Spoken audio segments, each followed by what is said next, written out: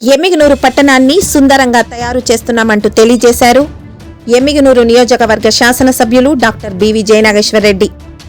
2 కోట్లతో పట్టణంలో రహదారుల నిర్మాణం చేపట్టారు. ప్రతి ఇంటికి 24 గంటల పాటు తాగునీరు అందించే కార్యక్రమం.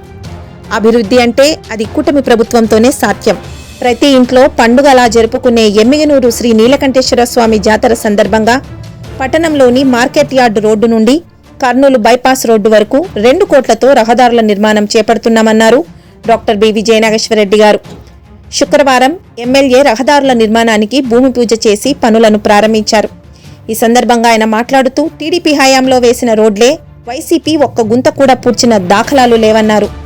ఎమ్మిగనూరు పట్టణాన్ని సుందరంగా తీర్చిదిద్దుతున్నామని, సెంట్రల్ లైటింగ్ కూడా ఏర్పాటు చేస్తున్నామని తెలియజేశారు.